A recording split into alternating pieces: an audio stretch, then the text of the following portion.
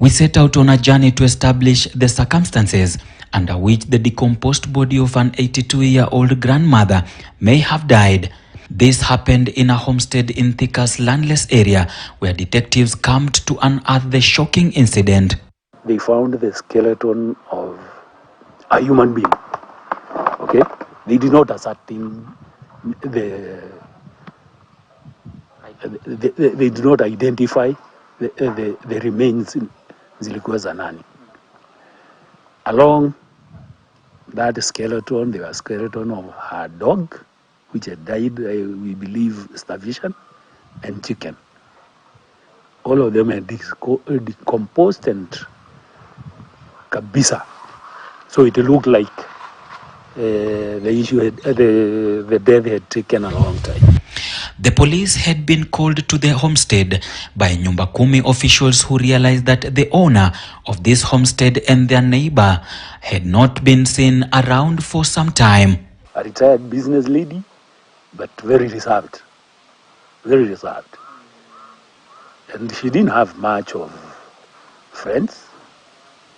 In fact, we did not know even where she went. She used to fellowship as per church. The homestead appeared abandoned with overgrown vegetation.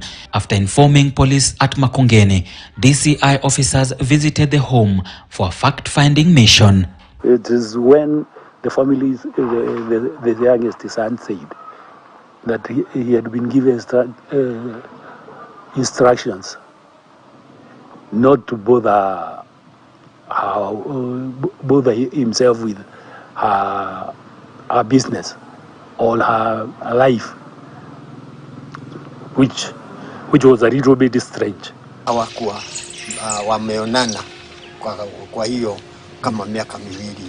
Our interactions with neighbors revealed a deep-seated family feud between a mother and her immediate family members. Alikuwa na kofia, hiyo mwili yake pahali alikuwa amelala, na alikuwa na kofia, na hiyo kofia ni yake. Isaac Njoroge is a bishop and a neighbor who has known this family since 1974. Jana na vile kuna nini ya kuku inawekwa, ilikuwa imemwagwa hapa nyuma na ingine pale mbele. Hiyo herufu haingeweza tutambue herufu ya mwenda zake ama ile ya kuku. According to investigations, it has taken about 9 months for the family of the deceased to discover that a mother whom they had been sending upkeep money was long dead.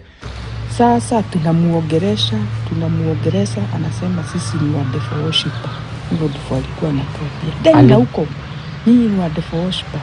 Mimi naamini Mungu. Sasa unashindwa huyu Mungu alikuwa anaomba Mungu gani ambaye Mungu hana huruma.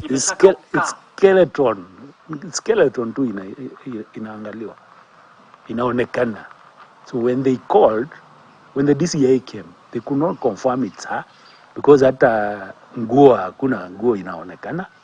A quick inquiry with one of the relatives who didn't want anything disclosed. Njeri, a retired teacher and businesswoman, lived alone at the home. She had no workers in her homestead. They say she relied on her son's senior official in the aviation industry for her survival. Likiwa mtu kabisa alikuwa si anakataa kufungua gate, akiadua awe analala, anasema hapana, nataka awe anakuja siku 3 kwa siku. Huyo mama akikuja anakataa kufungua gate. Na ameandikiwa, analipwa. Na analipwa. But what has now shocked even neighbors is how even this son, who sent the mother money on a monthly basis, continued sending the cash without knowing that his mother was long dead. Hata akona pesa mingi huyo mama alipatiwa na hajafanyia kazi. Alipatiwa na nani? Na huyo sani yake. Huyu hapa? Asiwa hapa wa Nairobi. Wa Nairobi mgani? Pilot, ni pilot. Nairobi. A relative who lives less than 200 meters from the home of the deceased did not also know that Njeri was dead until June 2nd when Nyumba Kumi coordinator decided to engage, then reported the matter. Sababu inaonekana alikosa kuonekana kama Oktoba. The granddaughter, who lives in South Africa, had traveled home to visit her grandmother when she found a strange indication of silence and no one opening the gate. It is not clear what may have killed the family matriarch, whom the family was able to identify from the clothes that she wore.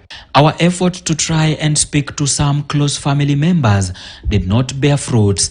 In our investigations, it emerged that a son in this family had also been found dead in similar way after his wife left the marriage. Some close members have linked the two deaths to a hereditary diabetic condition. The inhumane and degrading state in which the late Njeri died alongside her dog and chicken raises the fundamental issues of the need for care and protection of the older members who are vulnerable on account of their old age. But unfortunately, what we are doing is we are leaving either the aged behind in the villages and unnurtured by anybody.